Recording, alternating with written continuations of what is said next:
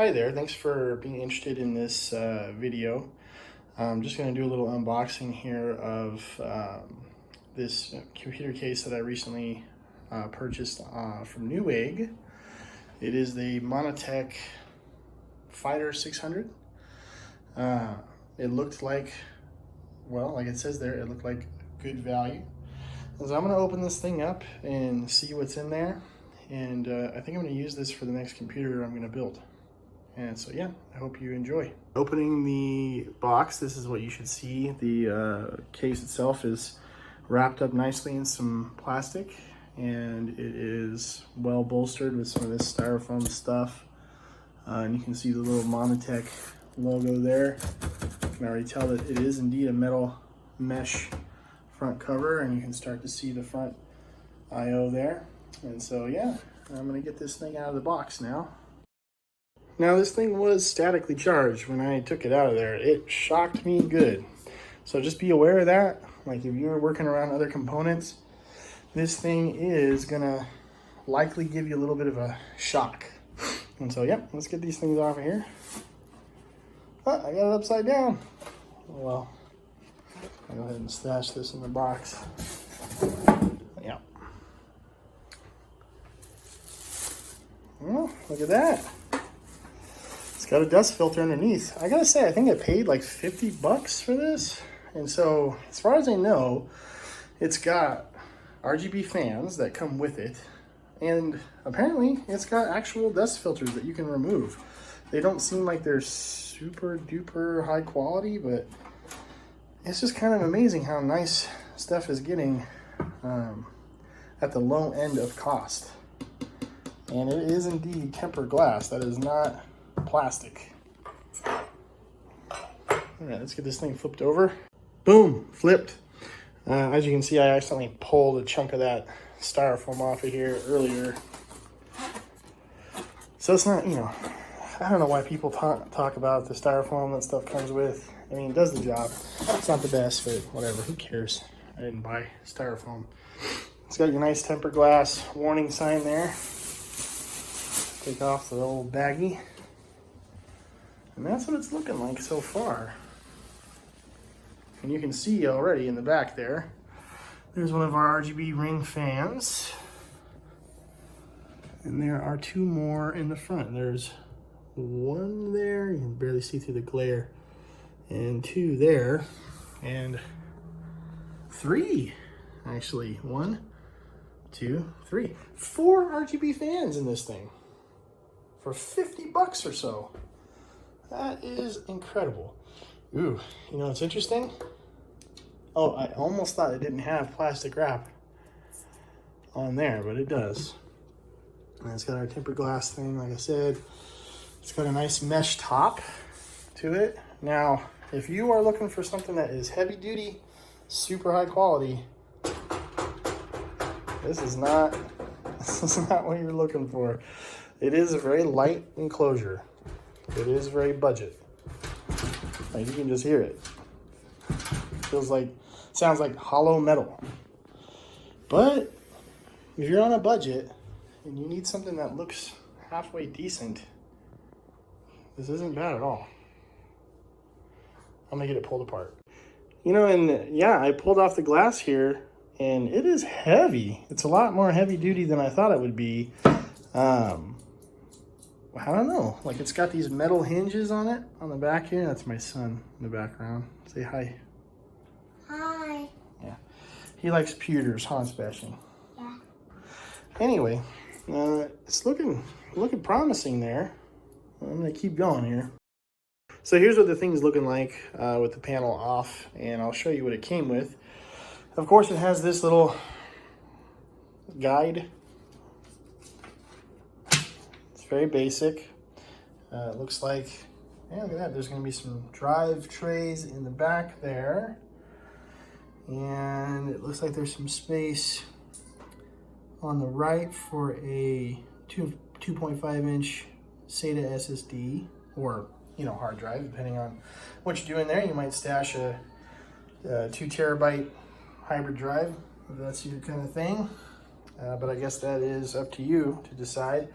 It lists out the different cables, and indeed it does have all of these things. We got our front panel connectors here, got our USB 3 there, and we've got our front audio, and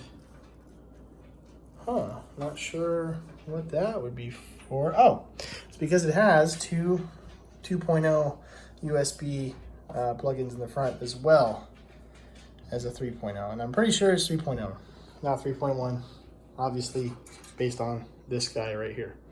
But of course, if you're using an old board, you can turn that little guy into a USB 2.0 as well.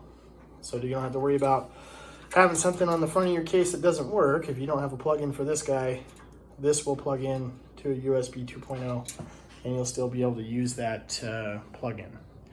Just to give you a little more of a look on the inside, there's our 3 front fans. There's our rear fan there. The stickers look kind of cool. Yeah. Now, as far as how addressable this RGB is going to be, it is hard to say.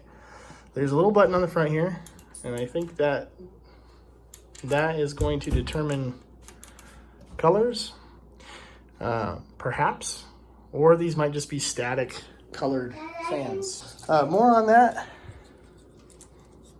These 3 fans are Molex powered. So they are going to be loud. If they aren't loud, I am a monkey's uncle. We will see, but I am sure they are going to be high spinning, loud sons bees. This one here, though, has a regular fan header on it, fan connector. This will go directly to the motherboard. Otherwise, it also has the Molex option, so that is hardcore old school right there. As far as what's going on the top, this feller is magnetic, comes right off of there. And just to kind of move around to the back a little bit, you can kind of see this has lots of different slots for, I don't know, if you really wanted to put an AIO in this thing, which I am going to do. You have a place to screw it in at the top, which I think I am going to do. So I'm looking forward to that. This is pretty versatile for such a cheap case. Like, it's got a lot of options. Of course, it has your power supply shroud, and it has a lot of airflow there, which is good. And it's even the kind where you can see, you know, your power supply. It's a shroud, yet not a shroud. I don't know. I guess if you have a really nice PSU, you can show it off, which this case will have a really nice PSU. Pretty much everything going in this case is going to be a lot nicer than this case deserves. But I think this case will look nice. It does have a little standard bag of goodies, but one thing it came with that I was really surprised about was a spare one of these guys. So in these cheap cases, as usual, you've got the break-off style, I don't even remember what these things are called, but these break off, and that's just a sign of cheapness. But what's cool is that it comes with one that you can screw on in case you break off more than you need, or if you change things in the future, you can plug a hole. So that's kind of convenient.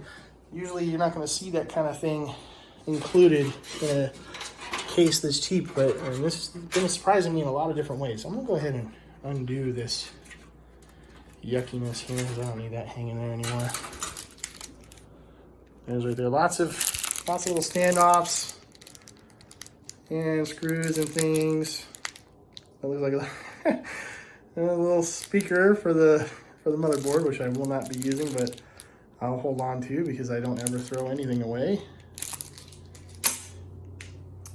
And then inside, it also has some standoffs already plugged in, and of course, Hulk himself has screwed those things in there. So if I were you, I would break those loose and screw them back in properly before you mess around with putting your motherboard on there, just in case. I don't know. I just don't like factory tightened stuff. I like doing it myself. And so that's my suggestion to you. Let's go ahead and take off the back panel real quick. Surprisingly, these are, even though they're factory tightened, they are loose enough to just take off, which is unusual, especially for a cheaper case. This one's tighter. There we go.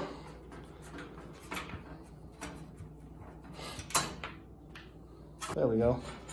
So you pull out and then go that way and stuff falls out. It's a little flimsy. Yeah, it's a little cheap. That's okay though. I don't mind. I don't mind cheap. I don't know about you guys. Cheap is fine if it looks good and functions well. This appears to be for an SSD. My deduction skills are telling me it's for an SSD because it says so right there. As to where this thing goes, I think it hangs right here. Something like that. Anyway, I'll give you one more little peek around it so you can get an idea of what to expect when expecting this to come in the mail.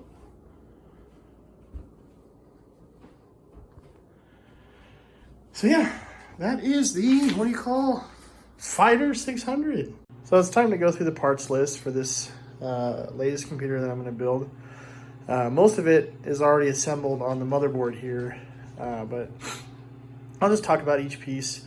The GPU that you see here is actually not going to be the main GPU for this system. It's just temporary, but we'll start with that. This is a AMD FirePro V5900. This came out, I think, in 2012 or something like that. It's a pretty good professional card. It's got 2 gigabytes of GDDR5 VRAM.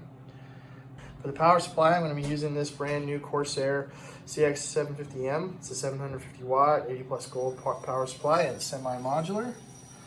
And so it's going to be really nice in this build. I've already talked about the case, but just to remind folks, it's the Montech, Fighter 600. And it's got 4 fans in it, which have some kind of lighting. I don't know if it's true RGB or if it's just going to be a rainbow vomit constant, but that's what everything's going to go in. And here's the motherboard. It's an MSI X99S SLI Plus. It's a really powerful board. It's meant for professional work.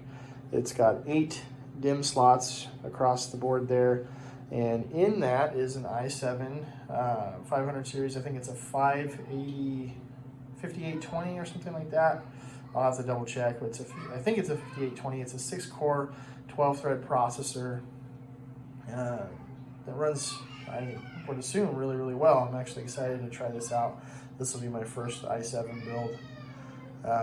For RAM, temporarily, I'm using these Ballistics DIMMs. They're just 4 gigabytes a piece, so it's going to have 8 gigs to begin with, to start with.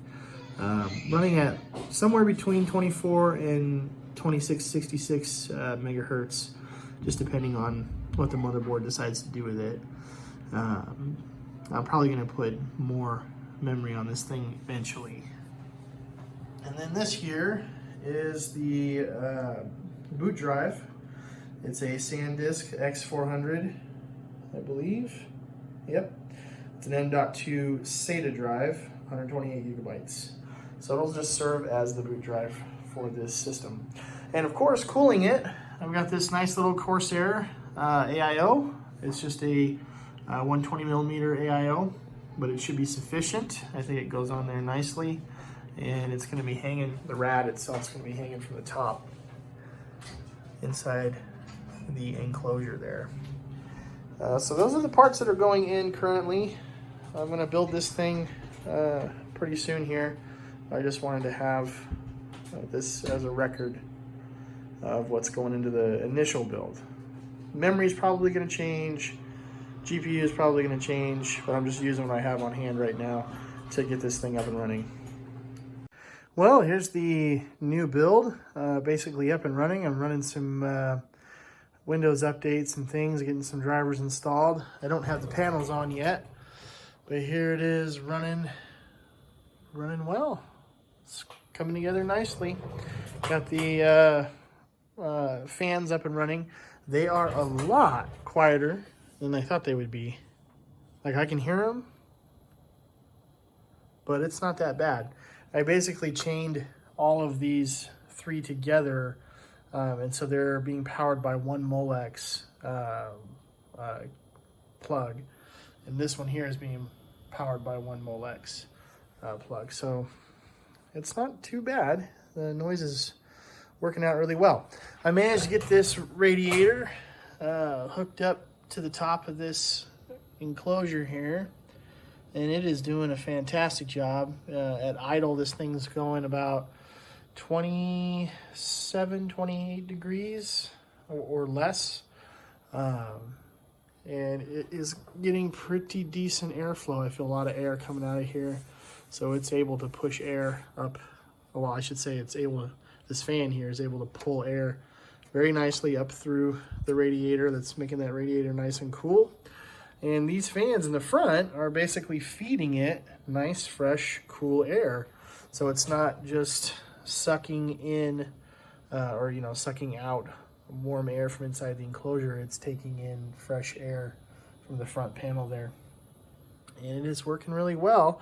That card, I still have that Fire Pro in there just for now. I'm trying to decide what kind of GPU I'm going to put in here, but this is working pretty good for now. But for now, I'm just running through updates, and it is currently getting a major Windows update actually installed, and so that's what it's working on right now. And then I'm probably going to go to the MSI support page for this motherboard and get a bunch of drivers for the chipset and what have you. I'm gonna go ahead and do this requested restart, let it do its thing as it's running through some more updates. There it goes. So I was working on those updates. But yeah, it's up and running. It's looking nice, not too bad. I'm excited to see what it's capable of. Okay, well, it's been a few days since I put the latest build together, and in the meantime, I had been waiting for this to come in the mail, and I decided that I'm going to use this as the graphics solution for the build. This is a R9 390. It is obviously the 8GB model done by Sapphire, and my goodness gracious, I got a really good deal on this thing, and I feel like you're getting a lot of card for the money on something like this. And so we'll be able to see how well this pairs up with the i7 that's in that machine. But I'm thinking that this is going to be a pretty strong 1080p gaming machine. I figured before I actually put the card in, I'd do a little before and after. So this over here on the right is the Rainbow Wrecker build that I've been working on. I'm thinking about changing that name. I don't really like the name very much. Maybe with this Nitro graphics card in there, might inspire a new title for the beast. And so, but I wanted you guys to see sort of what it looked like before I got to tearing the other card out of there. And so that's that professional card that I showed you earlier. It's been working great, but obviously it's not a gaming card. This is gonna revolutionize this thing. And so I'm just gonna toss that in there, get some drivers loaded, and we'll see how it goes. Okay,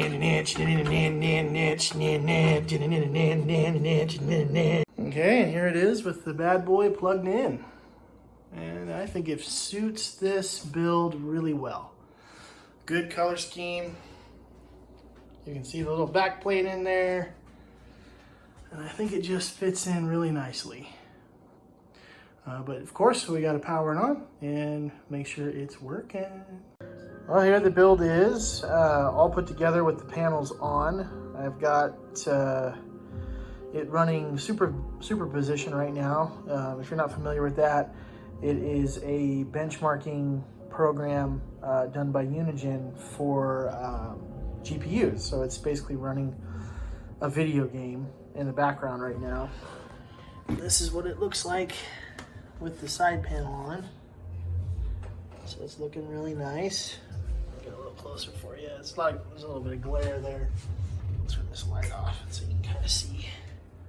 inside there.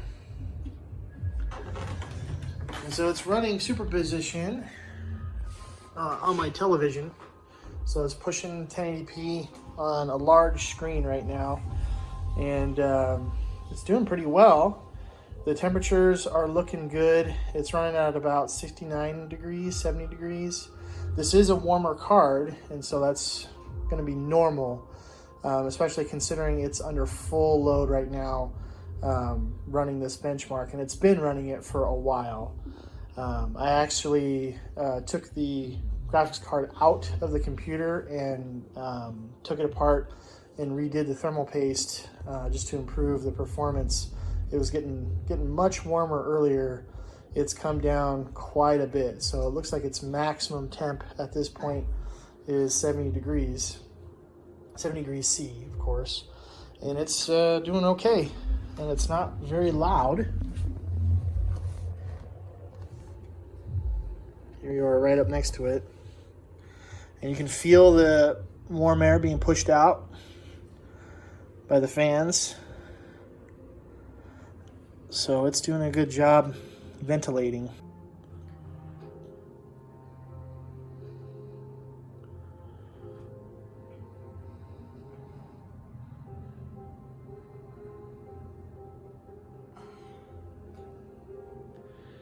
Again, this is a very demanding benchmark, so I have it running on high settings right now.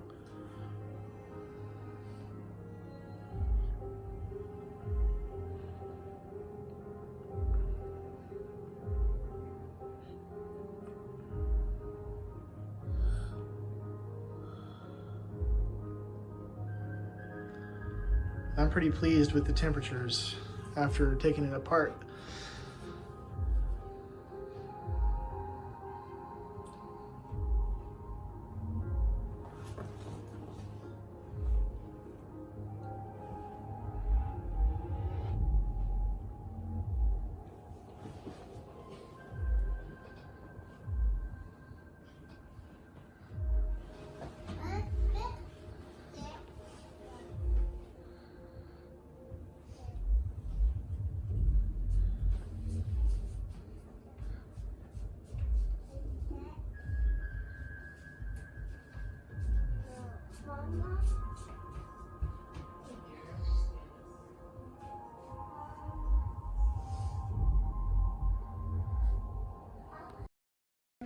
Okay, so I'm going to go ahead and run a Cinebench R20 benchmark here for you guys.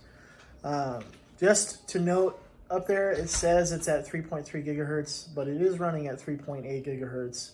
Sometimes Cinebench is not super good at knowing your actual clock speed. So it is running at 3.8 gigahertz. Task Manager Performance. There it is right there. Let's see if you can make sure you can see that. 3.8 gigahertz. You know, so it's reading its base speed. So it's right now it's clocked to 3.8 gigahertz. It's just a basic sort of overclock that it's running right now, that the motherboard on the system just does automatically when you engage the so-called overclock genie. It just automatically puts it into a nice safe overclock, and so that's what it's doing right now. So it's running at 3.8 gigahertz on all cores.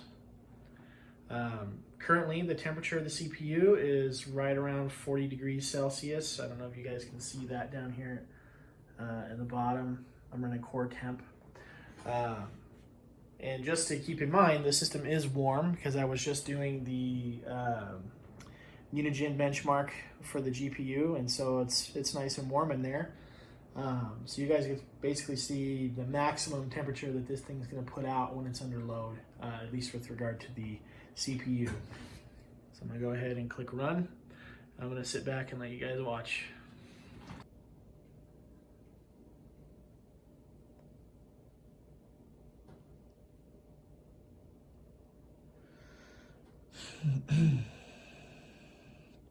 Temperature's running at about 57 degrees on average on the different cores. Different cores are running at different temperatures.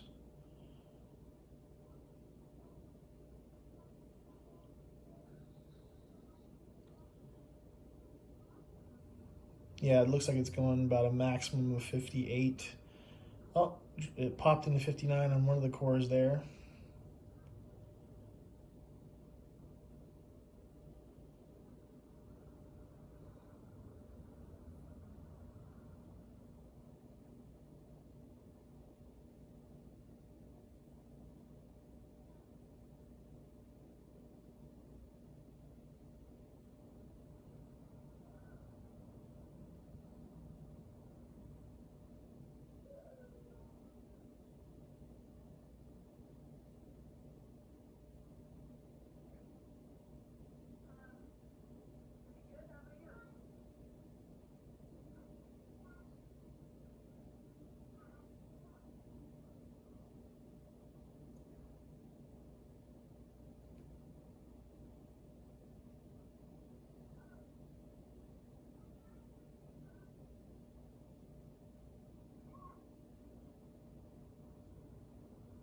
Well, it looks like the temperature has come up to 62 on one of the cores.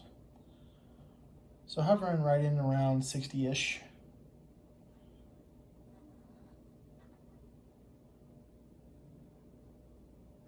And there you have it. So the score it just received was 2601. And you got a couple of other runs that I've done before. Let's see, what it doesn't have the actual 3.3 gigahertz run on it. Both of these were at 3.8 gigahertz. So it varies slightly just depending on how it's feeling at the moment.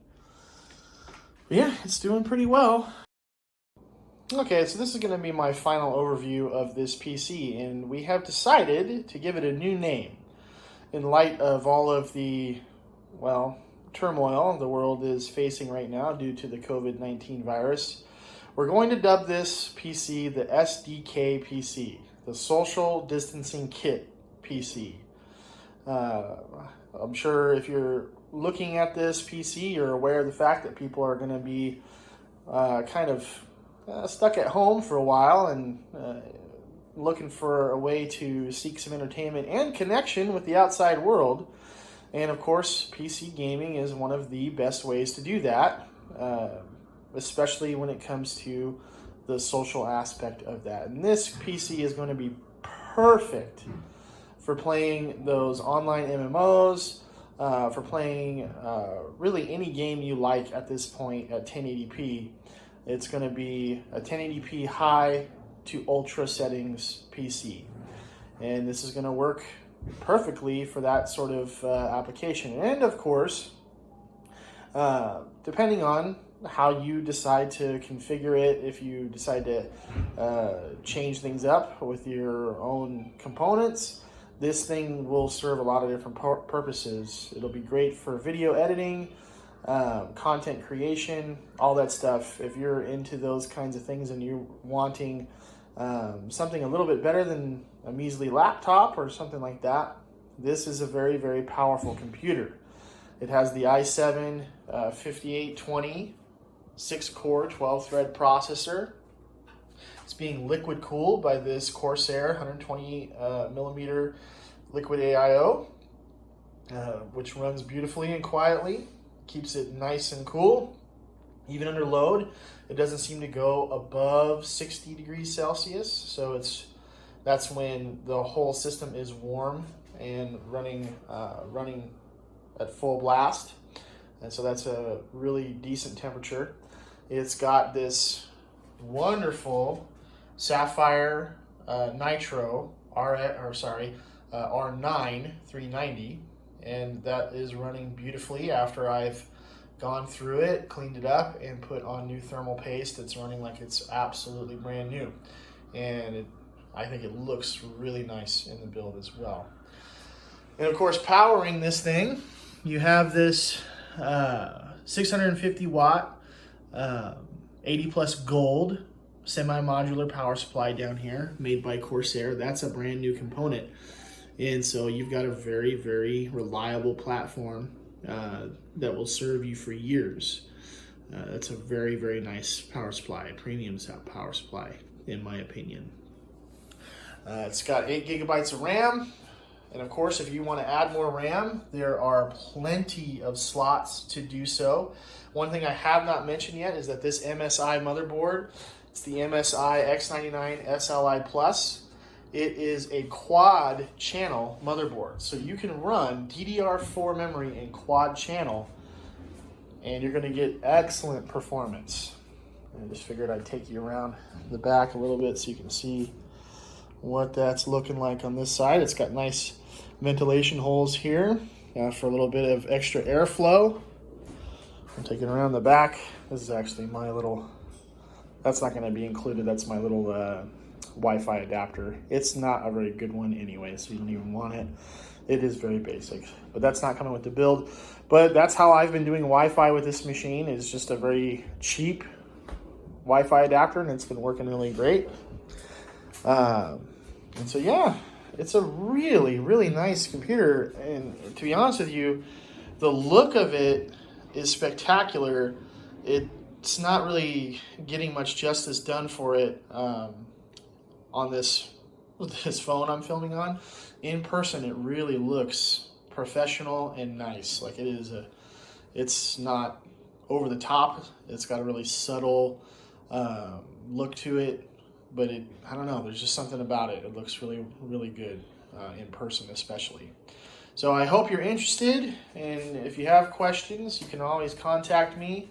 But this thing is going to be for sale here pretty soon. I'm going to start it out at $500 or best offer. And so I think that it's well worth that price considering the quality of the components and considering the time and care that I put into making sure it's running as good as it possibly can do. So thanks for watching.